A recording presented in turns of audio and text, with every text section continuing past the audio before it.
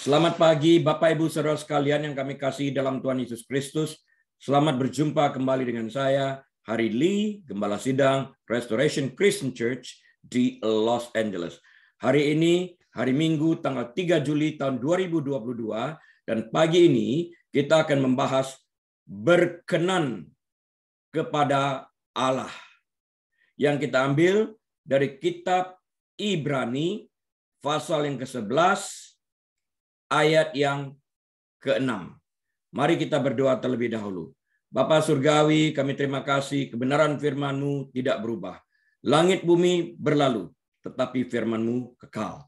Terima kasih Tuhan, berbicara kepada kami sambut firman-Mu yang pasti memerdekakan kami dengan hati penuh dengan ucapan syukur dan terima kasih di dalam nama Tuhan Yesus. Haleluya. Amin. Baik Bapak Ibu Saudara sekalian, mari kita buka Alkitab kita kepada kitab Ibrani pasal yang ke-11 ayat yang ke-6. Demikian bunyi firman Tuhan yang akan saya bacakan bagi kita sekalian. Tetapi tanpa iman tidak mungkin orang berkenan kepada Allah. Sebab barang siapa berpaling, artinya mendekat atau mencari kepada Allah, ia harus percaya bahwa Allah ada dan bahwa Allah memberi upah kepada orang yang sungguh-sungguh mencari Dia. Nah, ayat yang ke-6 ini dimulai dengan perkataan tetapi, tetapi. Artinya segala sesuatu sebelum ini hilang, tetapi apapun yang kamu kerjakan tetapi. Nah, itu kita cancel, kita kata tetapi. Kamu mau berperilaku seperti apa? Alkitab katakan kita tidak mungkin berkenan kepada Allah tanpa iman. Iman ini merupakan dasar dari segala-galanya agar kita dapat berkenan. Artinya kita dapat mendekatkan diri kita kepada Tuhan itu, atau dalam bahasa Inggris, we can please God. Without faith, it is impossible to please God dalam bahasa Inggrisnya. Nah, menilik firman Tuhan yang barusan kita baca bersama-sama ini, kita menemukan bahwa untuk dapat berkenan kepada Allah, maka orang harus memiliki iman. Karena tanpa iman, menurut Ibrani 11 ayat ke-6, tidak mungkin orang dapat berkenan kepada Allah. Jadi kuncinya iman. Without faith, it is impossible to please God. So faith is everything if we want to please God. We are called not to please man, but to please God.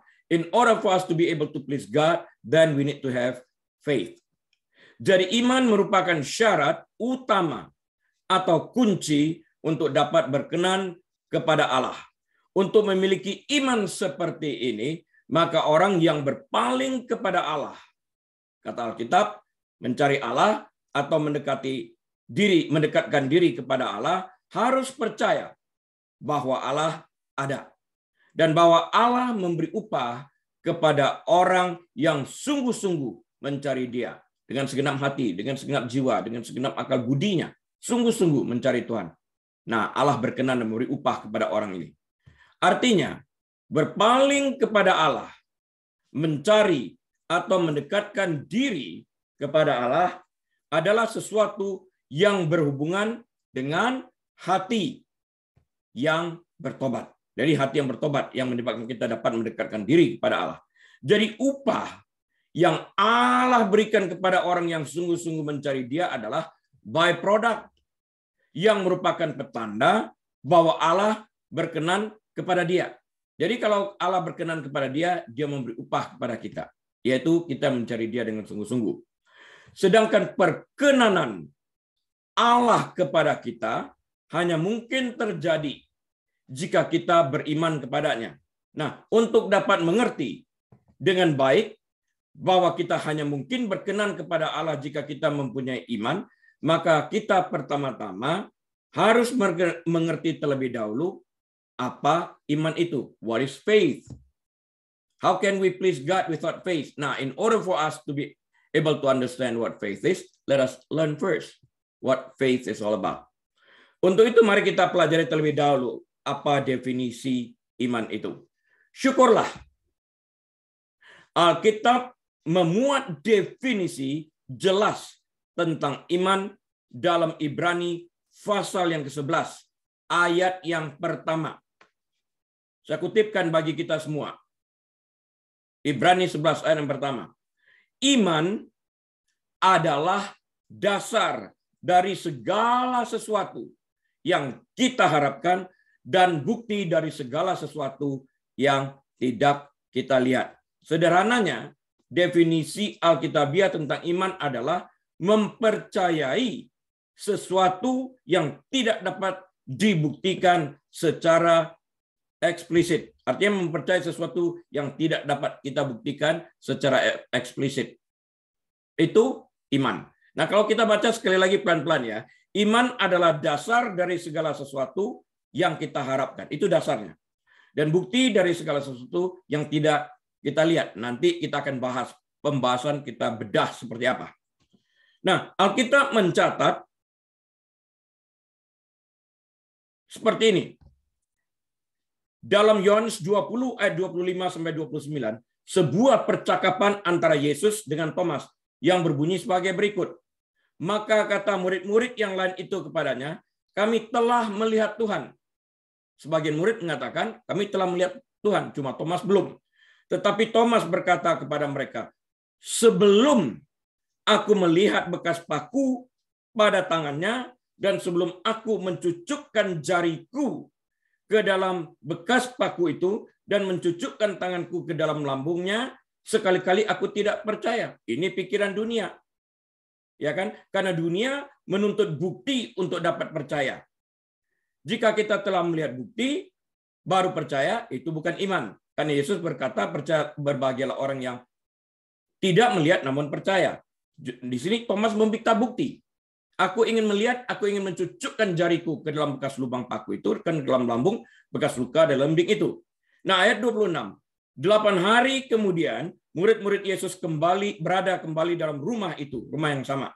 Dan Thomas bersama-sama dengan mereka. Sementara pintu-pintu terkunci, nggak ada jalan masuk. Yesus datang dan ia berdiri di tengah-tengah mereka dan berkata, damai sejahtera bagimu. Nah, dia sudah memiliki glorified body, tubuh yang sempurna, dia bisa masuk dengan pintu yang tertutup, tembus. Ayat 27. Kemudian ia berkata kepada Thomas, taruhlah jarimu di sini dan lihatlah tanganku. Ulurkanlah tanganmu dan cucukkanlah ke dalam lambungku. Dan jangan engkau tidak percaya lagi, melainkan percayalah. Ini membuktikan dia Tuhan juga ini. Dia tidak mendengar pembicaraan itu, tapi langsung dia straight to the point. Thomas menjawab dia, ya Tuhanku dan Allahku. Kata Yesus kepadanya dalam ayat 29, karena engkau telah melihat aku, maka engkau percaya. Berbahagialah mereka yang tidak melihat, namun percaya. Jadi, Yesus sedang menjelaskan apa iman itu kepada mereka. Berbahagialah mereka yang tidak melihat, namun percaya. Itulah iman itu dalam arti yang sesungguhnya. Nah, definisi iman ini mengandung dua aspek. Kalau kita pelajari dari percakapan Thomas ini, kita menemukan ada dua aspek. Yang pertama itu adalah persetujuan intelektual. Dalam bahasa Inggrisnya kita sebut sebagai intellectual assent. Persetujuan intellectual assent. Dan kepercayaan atau trust. Ada dua hal, dua poin. Nah, persetujuan intelektual atau intellectual assent ini adalah mempercayai sesuatu sebagai kebenaran. Intellectual assent is believing something to be true. Nah, sedangkan kepercayaan bergantung pada fakta bahwa sesuatu itu benar. Nah, kalau saya terjemahkan dalam bahasa Inggrisnya, trust is actually relying on the fact that the something is true. Sedangkan fakta itu sendiri hanya dapat dimiliki jika sesuatu telah terjadi. Sebelum terjadi belum ada faktanya. Sesudah terjadi baru ada fakta. Nah, Thomas menuntut fakta untuk dapat percaya. Padahal Yesus sudah bangkit. Dia cuma belum melihat. Aku ingin buktikan dulu. Jangan-jangan dia masih di kuburan. Aku ingin lihat. Benarkah ini Yesus yang benar? Pada saat Yesus menunjukkan fakta yang ada dengan meminta Thomas memeriksa tangannya yang berlubang bekas paku dan lambungnya bekas tusukan tombak, bekas tusukan lembing tersebut, barulah Thomas percaya. Namun ini bukanlah iman, karena Thomas hanya dapat mempercayai Yesus sungguh-sungguh telah bangkit jika ia melihat fakta yang dapat dibuktikan. Nah, Alkitab mengatakan ini bukan iman. Karena itulah Yesus berkata, berbahagialah mereka yang tidak melihat namun percaya akan kebangkitan Kristus ini. Pada saat kita membedah Injil Yohanes 20 ayat 25 sampai 29, if we dissect John 20 verses 25 to 29, we'll find the following. Kita temukan hal-hal yang berikut ya. Pada ayat 25 pernyataan Thomas yang mengatakan, ini Thomas statement ini. Sebelum aku melihat bekas paku pada tangannya, dan sebelum aku mencucukkan jariku ke dalam bekas paku itu dan mencucukkan tanganku ke dalam lambungnya, sekali-kali aku tidak akan percaya. Never will I believe. Wow. Pernyataan Thomas ini merujuk pada pembuktian intelektual. Saya ulangin, merujuk pada pembuktian intelektual untuk dapat membuktikan kebenaran sebuah pernyataan atau kasus yang merupakan persyaratan yang kita temukan di seluruh dunia ini. Ini yang terjadi di dunia. Itu bukan iman. Thomas meminta pembuktian intelektual dan bukan persetujuan intelektual. Iman membutuhkan atau menuntut persetujuan intelektual.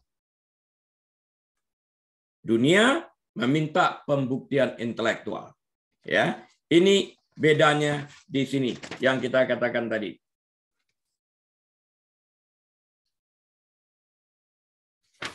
Oke. Jadi persetujuan intelektual tadi adalah intellectual assent, dan kepercayaan itu sendiri adalah trust. Nah, namun iman tidak menuntut pembuktian secara intelektual atau intellectual assent ini, tetapi menuntut persetujuan intelektual. Saya ulang, iman tidak menuntut pembuktian secara intelektual, tapi menuntut persetujuan intelektual atau intellectual assent ini. Artinya setuju atau mempercayai sesuatu sebagai kebenaran tanpa dapat dibuktikan secara eksplisit.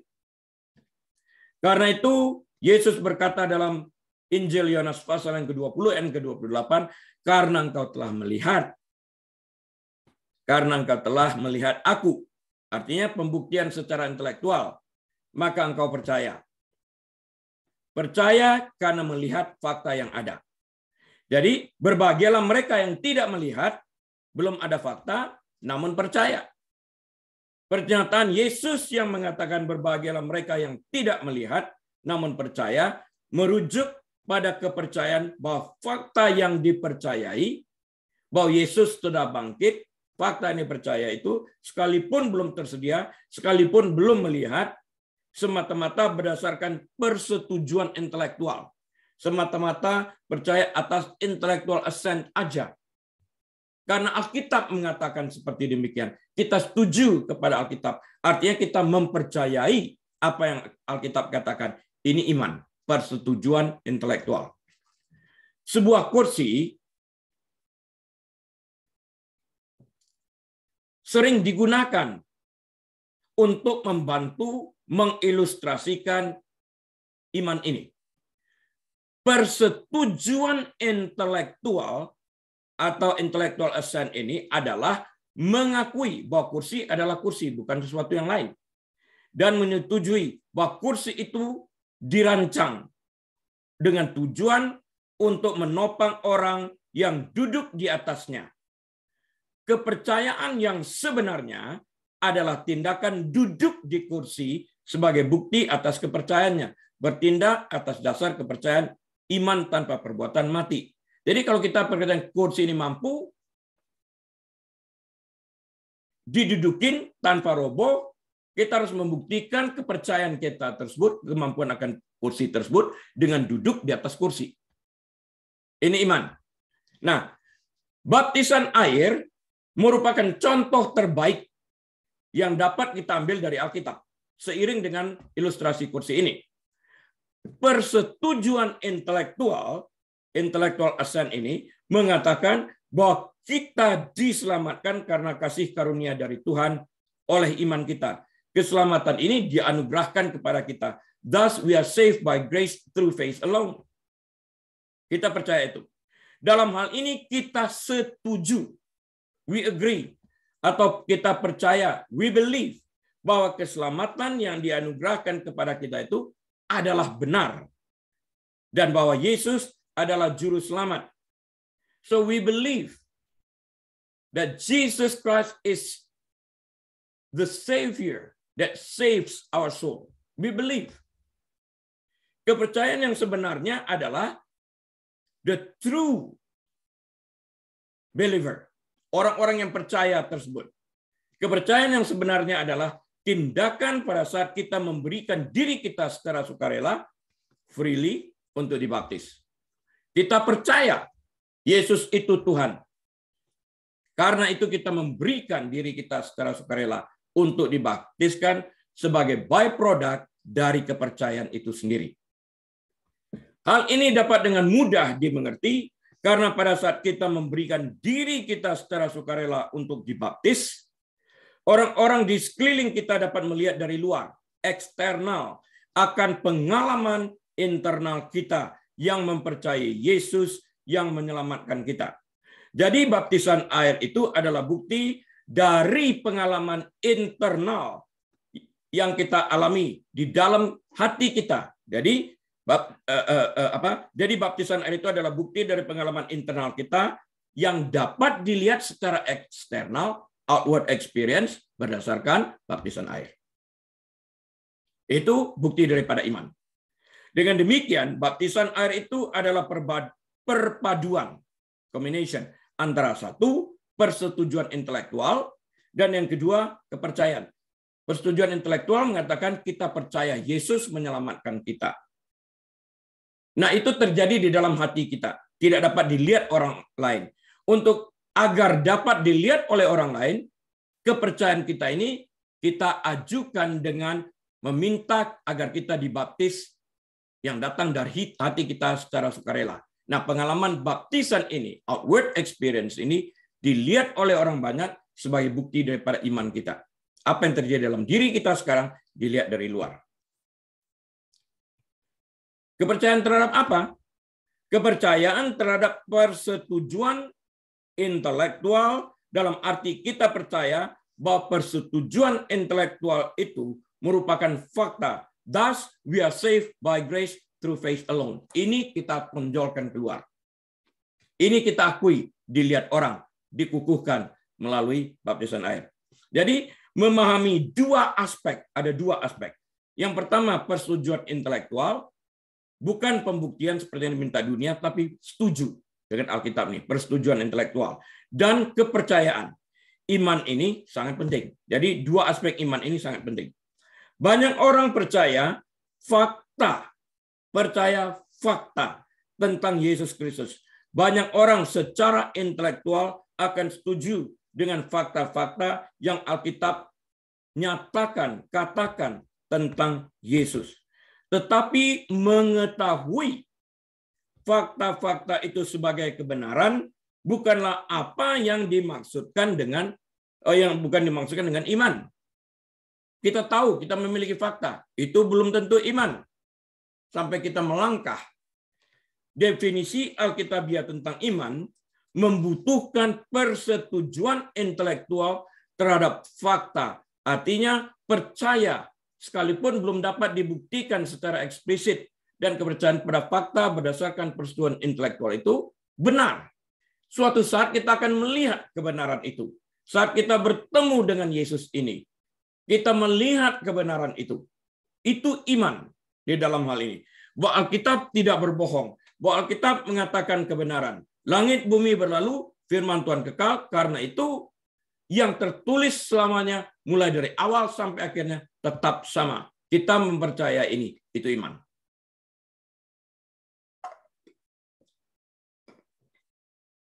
Percaya bahwa Yesus adalah Tuhan yang berinkarnasi, yang mati di kayu salib untuk membayar hukuman atas dosa-dosa kita dan dibangkitkan, tidaklah cukup. Kenapa? Setan-setan juga percaya kepada Tuhan dan mengakui fakta-fakta itu. Namun, setan tidak pernah dapat diselamatkan. Dapat dipelajari lagi dalam Yakobus 2 ayat 19. Kita harus secara pribadi lepas pribadi, individually, dan sepenuhnya mengandalkan kematian Kristus sebagai korban penebusan bagi dosa-dosa kita. Kepercayaan ini harus disertai dengan perubahan nyata dari pola kehidupan yang kita jalani, seperti menghentikan kebiasaan hidup dalam dosa kita, mengaku percaya bahwa kita telah mati dan bangkit bersama Kristus melalui baptisan air yang kita alami. Dengan demikian perubahannya akan dilihat orang. Kalau Paulus memberikan contoh yang nyata, kalau dulu mencuri, stop totally. Stop total mencuri itu.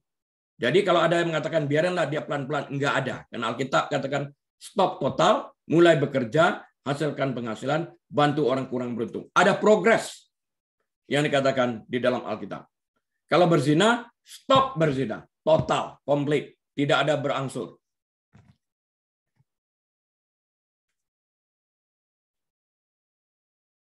Kita harus duduk di kursi. Tadi ilustrasi kita menggunakan kursi. Kursi adalah kursi yang sanggup dibuat dengan tujuan agar kita dapat menduduki kursi tersebut tanpa roboh. Nah, kita harus duduk di kursi itu sebagai bukti iman kita. Kita harus memberikan secara sukarela. Duduk di atas kursi, memberikan diri secara sukarela juga untuk dibaptis sebagai bukti kepercayaan kita ini. Kita harus duduk di kursi keselamatan yang telah disediakan Yesus Kristus. Ini adalah iman yang menyelamatkan. Iman yang Allah tuntut dari kita untuk keselamatan adalah percaya pada apa yang Alkitab katakan tentang siapa Yesus itu dan apa yang Dia capai, dan percaya sepenuhnya kepada Yesus untuk keselamatan itu. Kisah Para Rasul 16 ayat 31 menjelaskan ini. Iman yang alkitabiah selalu disertai dengan pertobatan. Sedangkan pertobatan yang sungguh-sungguh selalu menghasilkan buah yang sesuai dengan pertobatan itu. Nah, definisi alkitabiah tentang iman tidak hanya berlaku untuk keselamatan semata-mata. Iman kekristenan itu berlaku untuk apa? Untuk seluruh area kehidupan orang Kristen. Kita harus percaya apa yang Alkitab katakan. Dan kita harus menaatinya. Kita harus mempercayai janji-janji Allah. Dan kita harus hidup sesuai dengan perkataan firman itu. Kita harus setuju dengan firman Tuhan. Dan kita harus membiarkan diri kita diubahkan olehnya melalui pengarahan dari Roh Kudus yang diam di dalam kehidupan kita. Dapat dibaca selanjutnya dengan mengubah pola berpikir kita di dalam Roma 12 ayat 2. Mengapa definisi iman ini begitu penting? Mengapa kepercayaan harus menyertai persetujuan intelektual dengan fakta? Karena tanpa iman tidak mungkin orang berkenan kepada Allah. Tadi telah kita baca dalam Ibrani 11 ayat 6 tadi. Tanpa iman, kita tidak dapat diselamatkan. Tanpa iman, kehidupan Kristen tidak dapat menjadi seperti yang dikehendaki Allah. Iman tanpa perbuatan pada hakikatnya adalah mati, kata Alkitab. Perbuatan yang menghasilkan buah yang sesuai dengan pertobatan itu sendiri merupakan fakta atas kepercayaan kita kepada Kristus. Dan buah pertobatan ini dapat dilihat dan dinikmati oleh orang-orang sekeliling kita. Inilah kepercayaan yang disertai dengan persetujuan intelektual dengan fakta. Kita setuju dengan apa yang dikatakan Alkitab. Kita bertindak atas dorongan Roh Kudus untuk membuat perubahan. Perubahan ini adalah byproduct, buah yang kita hasilkan dari pertobatan yang sungguh dan perubahan di dalam kehidupan kita ini dilihat oleh orang lain. Apa artinya? Bahwa tanpa iman tidak mungkin orang berkenan kepada Allah. Tanpa iman orang tidak mungkin berkenan kepada Allah. Apa artinya? Dalam Ibrani 11 kita belajar tentang iman dari para pahlawan iman Perjanjian Lama yang tercantum dalam Alkitab. Satu detail penting yang menonjol dalam hidup pahlawan iman dalam Perjanjian Lama ini adalah mereka semuanya menempatkan seluruh kepercayaan mereka kepada Tuhan. Artinya dalam perilaku mereka, dalam perjalanan hidup mereka, mempercayakan diri mereka ke dalam tangannya. Tindakan dan pencapaian pria dan wanita dalam Perjanjian Lama ini, para pahlawan iman ini, membuktikan bahwa melalui iman mereka, mereka menjadi orang yang berkenan kepada Tuhan. Enoch, Elia, orang yang diangkat Tuhan karena Tuhan berkenan kepada mereka. Dan Tuhan memberi upah kepada mereka yang mencarinya dengan sungguh-sungguh, kata Alkitab. Tetapi tanpa iman, tidak mungkin orang berkenan kepada Allah. Sebab barang siapa percaya kepada Allah, ia harus percaya bahwa Allah ada. Bagaimana kita bisa mengatakan kita percaya kepada Allah sementara hidup dalam dosa? Nggak mungkin. Karena kita nggak ada respect atau referen kepada Tuhan ini. Dan bahwa Allah memberi upah kepada orang yang sungguh-sungguh mencari Dia. Terjadi perubahan di dalam kehidupan kita. Penulis kitab Ibrani menunjukkan dua keyakinan kritis bagi setiap orang percaya. Apa dua keyakinan kritis itu? Yang pertama adalah siapapun, nggak ada batasan, siapapun yang datang mendekat, artinya yang berpaling, bahasa Alkitab tadi, kepada Allah, harus percaya bahwa Dia ada. Harus percaya Tuhan exist, God exist. We need to believe. Ini basisnya banget. Pertama, kita harus percaya. Dan beyond daripada itu, karena setan juga percaya tapi tidak diselamatkan. Dan mereka yang ingin mendekat kepada Tuhan harus memiliki keyakinan yang mendalam bahwa Dia itu nyata. Keyakinan seperti itu bukan sekedar pengetahuan intelektual, tetapi pengabdian, kata kunci, pengabdian sepenuh hati kepada kehadiran dan partisipasinya dalam setiap bagian kehidupan kita. Bertindak dengan iman, melakukan sesuatu seperti yang dikatakan Alkitab, dan menghasilkan buah yang sesuai dengan pertobatan. Jadi bukan hanya sekedar mengaku dengan mulut, tapi kita percaya dengan hati, karena percaya dengan hati kita membuahkan sesuatu dalam bentuk tindakan yang nyata, yang dapat dilihat oleh orang-orang di sekeliling kita. Tanpa keyakinan yang tulus bahwa Tuhan itu ada, mustahil untuk memiliki hubungan yang intim dengannya. Loh, kalau nggak percaya Dia ada, bagaimana cara membentuk suatu komunikasi, menjalin sebuah hubungan dengan sesuatu yang tidak ada? Harus percaya dulu Tuhan itu ada. Itu yang pertama. Yang kedua, para pengikut Tuhan harus percaya bahwa Dia memberi upah kepada mereka yang sungguh-sungguh mencari Dia yang ada. Kalau mau kita tambahkan seperti kalimat sebelumnya. Harus percaya bahwa Dia ada. Yang sungguh-sungguh mencari Dia karena percaya Dia ada. Nah, dua aspek ya. Aspek iman ini percaya pada karakter Allah itu sebagai Bapa yang baik, penuh kasih, murah hati, pengasih, dan penyayang. Kedua kepastian ini adalah dasar dari iman yang menyelamatkan, iman yang menyenangkan Tuhan, iman yang menyebabkan Tuhan itu berkenan kepada orang dengan sikap seperti ini. Tanpa iman, mustahil kita dapat berkenan kepada Tuhan. Tanpa iman, mustahil bagi kita untuk dapat menyenangkan Tuhan. Karena iman adalah jalan di mana kita dapat datang kepada Tuhan dan percaya kepadanya untuk keselamatan kita.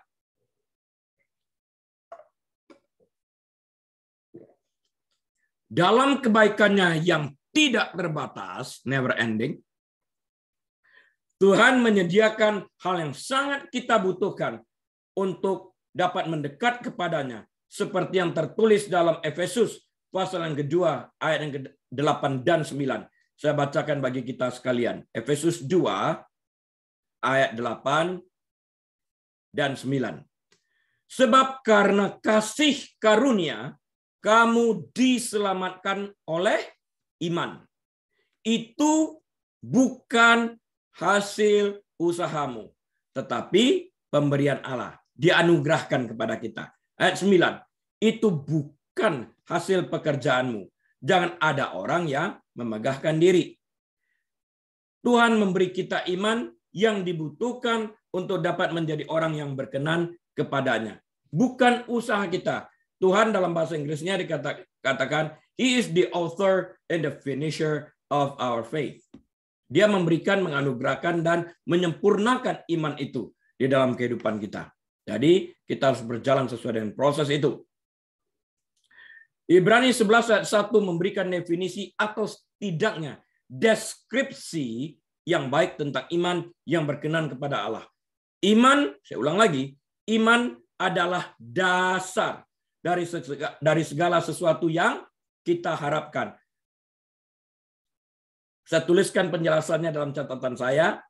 Kepercayaan atau iman adalah sumber pengharapan kita. Artinya ada harapan dalam kepercayaan dan harapan itu tidak sia-sia.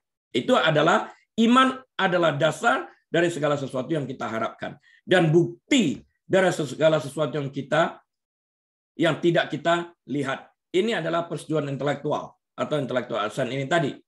Keyakinan, trust ini adalah terjemahan dari kata Yunani yang berarti dasar atau fondasi. Jadi, fondasinya daripada iman itu adalah pengharapan. Karena ada pengharapan ini pengharapan ini timbul karena kita memiliki kepercayaan.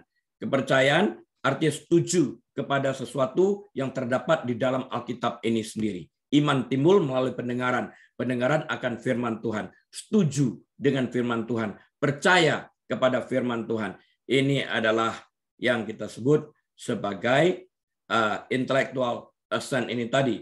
Atau persetujuan intelektual. Percaya.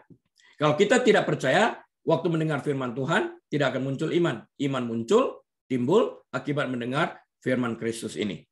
Artinya kita harus setuju dulu. Percaya dulu bahwa itu benar. Nah, ini muncul iman ini. Iman atau kepercayaan adalah fondasi yang menopang harapan kita. Iman itu bukanlah tindakan yang membabi buta, ibarat menggenggam sesuatu dalam kegelapan. Tetapi keyakinan mutlak yang datang dari mengalami kasih Tuhan dan kesetiaan firman-Nya. Jadi setiap orang Kristen harus membuat pengalaman ini, bergaul erat dengan Tuhan itu sehingga kita dapat tahu apa yang Tuhan kerjakan di dalam kehidupan kita. Istilah yang diterjemahkan kepastian juga diterjemahkan sebagai bukti atau kenyataan. Dengan mata alami kita tidak dapat melihat realitas kerajaan Allah. Tetapi dengan iman kita menerima bukti atau kenyataan bahwa kerajaan Allah itu ada. Ada kerajaan, ada raja. Tidak mungkin ada kerajaan tanpa raja. Rajanya siapa? Allah Bapa ini. Yesus Kristus ini. Aku dan Bapa satu. Jangan sampai disesatkan yang ada orang yang mengatakan di surga tidak ada Allah Bapa. Sesat itu. Jangan dengarkan orang yang menyangkal Trinity. Itu pengajaran sesat. Dari dulunya sudah tertulis Trinity, Allah Bapa, Allah Putra, dan Allah Roh Kudus. Kita telah belajar bersama-sama bahwa tanpa iman kita tidak mungkin berkenan kepada Allah. Juga tanpa iman tidak mungkin bagi kita untuk hidup bagi Tuhan. Mengikuti dan melayani Tuhan setiap hari dan bertekun sampai akhir. Kita harus percaya kepada segala sesuatu yang tertulis dalam Alkitab. Seluruh kehidupan kekristenan kita harus dihidupi oleh iman. Seperti yang tertulis dalam Roma 1 ayat 16 dan 17. Roma 1, 16, 17. Sebab aku mempunyai keyakinan yang kokoh akan atau dalam Injil. Saya ulang. Sebab aku mempunyai keyakinan yang kokoh dalam Injil. Karena Injil adalah kekuatan Allah yang menyelamatkan setiap orang yang percaya. Pertama-tama orang Yahudi, tetapi juga orang Yunani. Kalau nggak percaya, ya nggak diselamatkan. Sebab di dalamnya nyata kebenaran Allah yang bertolak dari iman dan memimpin kepada iman. Seperti ada yang tertulis, orang benar akan hidup oleh iman. Keselamatan kita datang dari iman. Nah, Rasul Paulus menegaskan, namun aku hidup, tetapi bukan lagi aku sendiri yang hidup, melainkan Kristus yang hidup di dalam aku. Dan hidupku yang kuhidupi sekarang di dalam daging adalah hidup oleh iman dalam Anak Allah yang telah mengasihi aku dan menyerahkan dirinya untuk aku.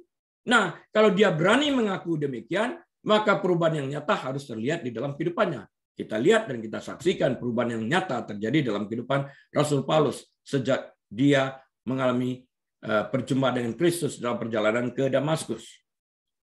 Kitab suci secara eksplisit merujuk pada iman Henokh sebagai hal yang berkenan kepada Allah. Karena iman, Henokh terangkat supaya ia tidak mengalami kematian dan ia tidak ditemukan Allah. Dan ia tidak ditemukan karena Allah telah mengangkatnya. Saya ulang ya. Karena iman, Henokh terangkat supaya ia tidak mengalami kematian dan ia tidak ditemukan karena Allah telah mengangkatnya. Sebab sebelum ia terangkat, ia memperoleh kesaksian bahwa ia berkenan kepada Allah. Dengan demikian sudah saya perbaiki ya, tadi kesalahan baca. Bagaimana Henokh dapat berkenan kepada Allah? Henokh dapat berkenan kepada Allah melalui hidup oleh iman. Henokh berjalan dengan iman kepada Tuhan. Dia menaati firman yang telah diwahyukan sampai saat itu dan hidup dalam terang kebenaran firman itu. Berjalan dengan iman berarti hidup secara konsisten sesuai dengan firman Tuhan. Tanpa iman, mustahil bagi kita untuk percaya firman Tuhan dan menaatinya. Nah, kitab suci mengatakan bahwa kita tidak mungkin berkenan kepada Allah melalui perbuatan daging. Nggak mungkin. Mereka yang Roma 8 ayat 8 menjelaskan kepada kita. Mereka yang hidup dalam daging tidak mungkin berkenan kepada Allah. Tidak mungkin. Jadi orang mengaku Kristen tapi memilih sengaja hidup dalam dosa, belum menghasilkan buah pertobatan, tidak mungkin memiliki iman kepada Kristus, tidak mungkin berkenan kepada Allah karena dia memilih daging. Nah, ayat 8 dari Roma 8 ayat 8 ini mengatakan mereka yang hidup dalam daging, lifestyle mereka, hidup dalam dosa, tidak mungkin berkenan kepada Allah. Nah, kita tidak bisa mendapatkan persetujuan Tuhan melalui perbuatan baik. Dia hidup dalam dosa, hidup dalam perzinahan misalnya. Tetapi dia orang baik, suka bersedekah, membantu orang miskin, mengunjungi orang sakit. Tidak berkenan kepada Allah. Hanya berdasarkan apa yang Yesus Kristus telah lakukan bagi kita, kita dapat menjadi kudus dan mampu menjalani kehidupan yang berkenan kepadanya. 1 Korintus 1 ayat 30. Kehidupan Kristus di dalam kita menghasilkan kebenaran yang berkenan kepada Allah. Itu yang dikatakan Rasul Paulus. Dia sadar akan hal ini. Hidup yang kuhidupi bukan aku lagi, tapi Kristus yang hidup. Karena itu, dia harus hidup sesuai dengan imannya, berkenan bagi Allah. Tanpa iman, mustahil bagi kita untuk dapat hidup berkenan kepada Tuhan. Pada kenyataannya, tanpa iman, kita bahkan tidak pernah dapat mendekati Tuhan dan mengalami hubungan pribadi dengannya. Butuhkan iman untuk ini. Karena tidak memiliki hubungan pribadi dengan Tuhan, oleh karena tidak beriman kepadanya, maka Yesus akan berkata kepada kita seperti yang tertulis dalam kitab Injil Matius pasal yang ke-7 ayat yang ke-23, pada waktu itulah aku, maksudnya Yesus, akan berterus terang kepada mereka dan berkata, aku tidak pernah mengenal kamu, nggak pernah bergaul. Enyahlah daripadaku, kamu sekalian pembuat kejahatan. Nah, dalam sekali itu. Harus kita waspadai, jangan sampai terjadi pada kita. Iman adalah suasana di mana kehidupan orang percaya dijalani. Kita disebut orang percaya. Betul kan? Kita disebut orang percaya, believers. Kenapa?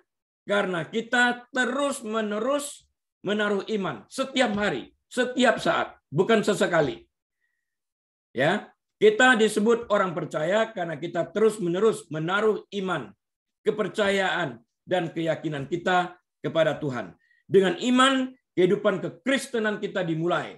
Dan dengan iman, kita dapat bertahan sampai akhir. Christ is the author and the finisher of our faith. Yesuslah yang memimpin kita dalam iman dan yang menyempurnakan iman kita itu. Ibrani 12 ayat 2. The book of Hebrews, the 12th chapter, verse 2. Ibrani 12 ayat 2. Pahlawan iman perjanjian lama seperti Habel, Henoh, Nuh, Abraham, Sarah, Musa, Yusuf, Rahab, Gideon dengan 300 tentaranya itu, dan Daud, semuanya hidup dengan iman. Saat mereka melihat ke arah harapan masa depan mereka mengandalkan Tuhan untuk memenuhi janji-janjinya. Yosua dan Kaleb sama. Dan mereka menaati firman Tuhan. Bahkan ketika mereka tidak memahaminya. Sekalipun tidak mengerti, sekalipun tidak memahami, tetap percaya. Itulah persetujuan intelektual tadi. Berjalan dengan iman seperti ini, menerima sebagai kebenaran hal-hal yang belum dapat kita sentuh, rasakan, atau lihat. Seperti Thomas tadi. Ini persetujuan intelektual. Saya ulang, ini persetujuan intelektual itu sendiri. Atau intellectual assent itu. Dan kemudian bertindak berdasarkan itu dalam ketaatan karena percaya. Trust adalah resep untuk menjalani kehidupan yang menyenangkan Tuhan. How can we say we believe in Christ Jesus and yet we do not love His word? How can it be? It cannot be.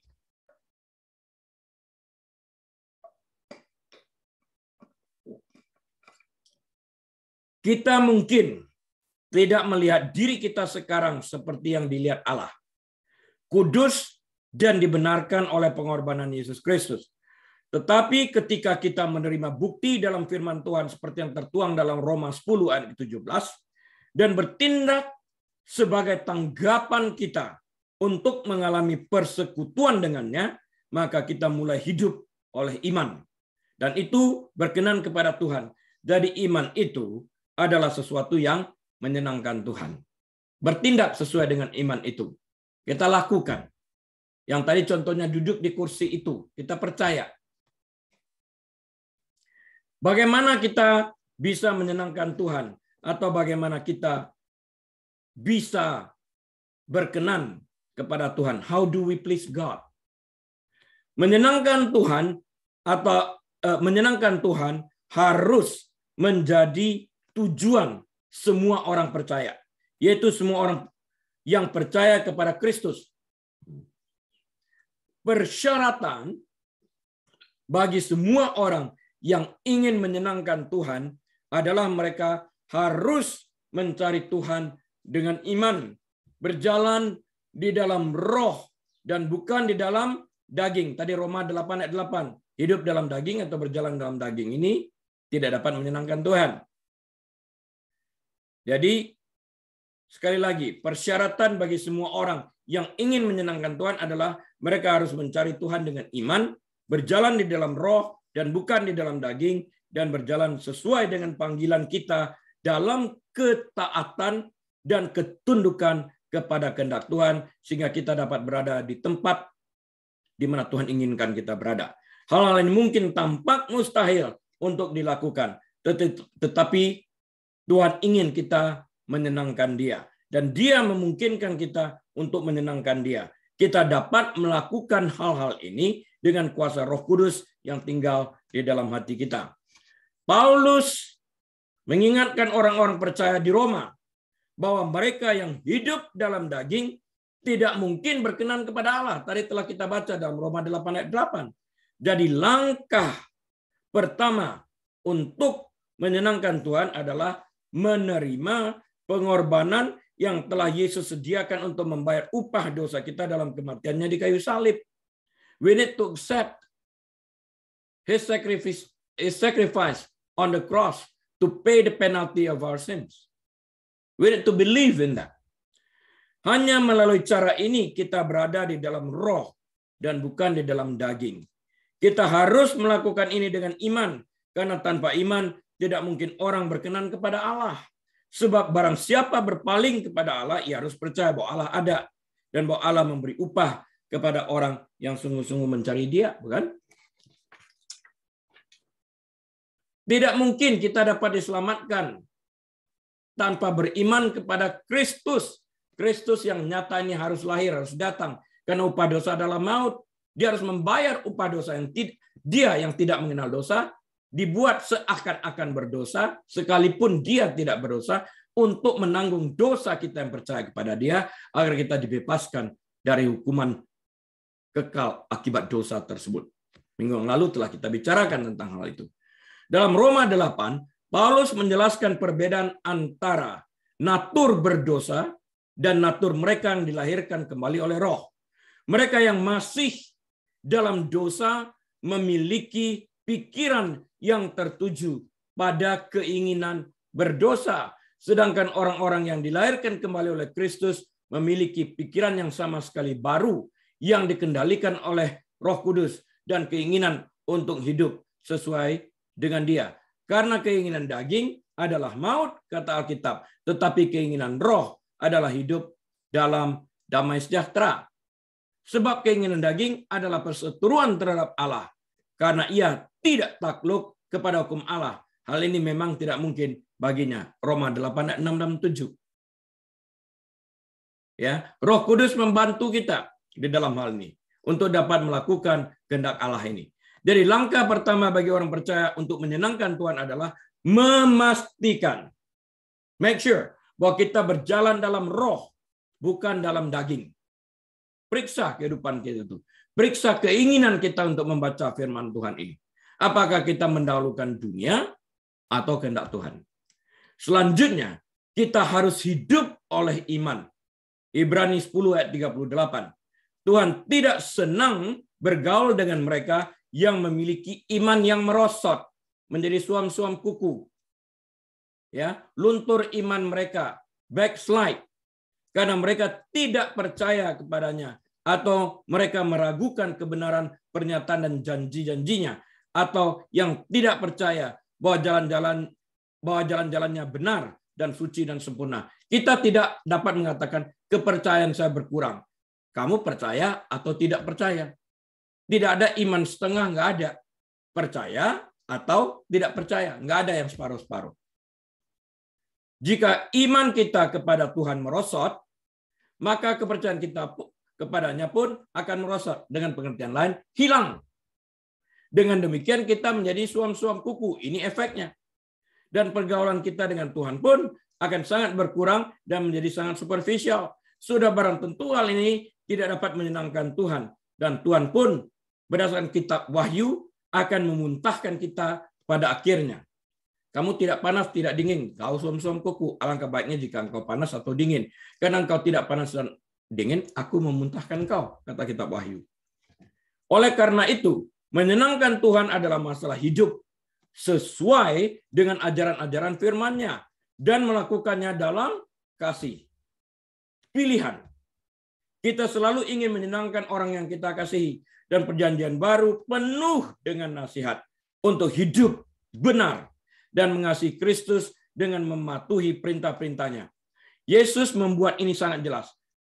Kondisinya jikalau, if you love me, jikalau kamu mengasihi aku, kamu akan menuruti segala perintahku. Yohanes 14 ayat 15, John 14:15. If you love me, you will obey my commands. Jikalau engkau mengasihi aku, engkau akan menuruti segala perintahku. Ini bukti daripada iman itu. Tuhan telah mengungkapkan cukup banyak sifatnya bagi kita untuk mempercayainya. Dia telah menunjukkan melalui peristiwa-peristiwa sejarah, dalam cara kerja alam, dan melalui kehidupan Yesus Kristus bahwa Dia adalah Allah yang Maha Kuasa, pencipta langit dan bumi, Maha tahu, Maha bijaksana, Maha kasih, Maha kudus, tidak berubah selama-lamanya, kekal sampai selama-lamanya. Langit bumi berlalu, firman-Nya kekal. Dan dalam segala sesuatu yang telah diwahyukan dan tercatat dalam Alkitab, itu tidak dapat berubah lagi. Dia telah menunjukkan bahwa dia layak untuk dipercaya. Tetapi seperti halnya orang Israel di padang gurun, pilihan ada di tangan kita. Apakah kita akan mempercayainya atau tidak? The choice is ours. We can choose to believe or not to believe and follow the world. Alkitab mengatakan whoever follow the world will be destroyed. Karena dunia pada akhirnya dihancurkan, the world will be destroyed. Those who believe in the world will be destroyed along with the world. Mereka yang percaya kepada dunia dan hidup sesuai dengan keinginan dunia, karena dunia dihancurkan, kita bersama dunia akan dihancurkan. Namun firman Tuhan kekal. Kita yang percaya kepada Tuhan, percaya kepada firman-Nya, akan hidup dalam kekekalan bersama Kristus. Luar biasa. Seringkali kita cenderung membuat pilihan dalam hidup ini berdasarkan apa yang kita pikir, kita ketahui tentang Tuhan, daripada apa yang telah Dia nyatakan tentang dirinya dan dapat dipahami tentang Dia melalui pembelajaran yang cermat tentang firman yang sempurna. Seringkali kita berpikir kita tahu. Seringkali yang kita pikirkan itu salah. Belajarlah daripada kebenaran firman Tuhan. Jika kita belum melakukannya, mulailah mempelajari Alkitab dengan seksama. Acts 17 verse 11. Agar kita dapat mengenal Allah dan bersandar penuh pada Yesus Kristus dan firman-Nya. Yesus Kristus telah datang ke dunia untuk menyelamatkan kita dari dosa-dosa kita. Sehingga kita dapat memiliki rasa manis persahabatan dengan Allah Bapa baik sekarang dan dengan cara yang lebih penuh di surga suatu hari nanti. Nah, my closing statement. Summary saya. Surat-surat dari Rasul Paulus adalah rencana Allah bagi orang-orang percaya yang penuh dengan nasihat untuk menunjukkan sepanjang hidup kita perilaku yang menyenangkan Allah itu. Akhirnya saudara-saudara, kami minta dan nasihatkan kamu dalam Tuhan Yesus. Ini perkataan Rasul Paulus. Kamu telah mendengar dari kami bagaimana kamu harus hidup supaya berkenan kepada Allah. Dia menasihatkan dan menegur sekalian. Hal itu memang telah kamu turuti. Tetapi baiklah kamu melakukannya lebih bersungguh-sungguh lagi. Tertulis dalam 1 Tesalonika 4 ayat yang pertama. Karena itu marilah kita setia kepada firman Tuhan sampai kepada kesudahannya. Amin. Mari kita berdoa. Bapa, terima kasih untuk kebenaran firman-Mu yang telah ditaburkan di hati kami. Terima kasih Tuhan. Hamba-Mu telah berhenti berbicara, tetapi Roh Kudus masih terus berbicara di dalam hati kami masing-masing. Pribadi lepas pribadi. Tuntun kami di hari-hari berikutnya Tuhan. Saat-saat berikutnya, detik-detik berikutnya. Agar kami setia kepada Tuhan dan firman-Mu sampai kepada kesudahannya. Firman-Mu kekal, langit bumi berlalu. Bapak Ibu yang dikasihi Tuhan, mari kita buka hati kita dan angkat tangan kita. Terimalah berkat Tuhan. Kiranya Bapa Surgawi sendiri menyinari wajah-Nya terhadap kita sekalian. Membimbing kita ke arah yang tenang. Menyegarkan jiwa kita. Menuntun kita di jalan yang benar oleh karena namanya, bahkan membaringkan kita di padang berumput hijau, serta menyediakan hidangan bagi kita di hadapan lawan kita, dan mengurapi kepala kita dengan minyak sehingga piala kita penuh melimpah. Dan Allah Bapa yang baik itu membuat engkau menjadi kepala, bukan ekor. Naik terus, tidak pernah turun. Diberkatilah engkau saat engkau masuk. Diberkatilah engkau saat engkau keluar. Diberkatilah bakulmu, tempat adonanmu, makananmu, minumanmu. Diberkatilah pekerjaanmu, berkatilah kandunganmu. Diberkatilah rumah tanggamu. Diberkatilah pelayananmu. Apa saja yang kau kerjakan, Tuhan buat berhasil. Diberkati juga kesehatanmu. Dan kiranya kita dapat membuka lembaran waktu kita ini dengan hikmat marifat dari Bapa Surgawi, damai sejahtera dari Tuhan Yesus Kristus, dalam persekutuan yang manis dan erat bersama dengan Tuhan Allah Roh Kudus, saat ini bahkan sampai selama-lamanya. Tuhan Yesus datang kali keduanya, menjemput kita semua yang percaya dan berharap kepadanya. Haleluya. Semua umat Tuhan yang percaya dan menerima berkat mengatakan amin. Baik Bapak Ibu Saudara sekalian, sampai berjumpa minggu depan. Tetap jalankan protokol kesehatan dan tetap taat kepada firman Tuhan. Tuhan Yesus memberkati kita sekalian. Amin.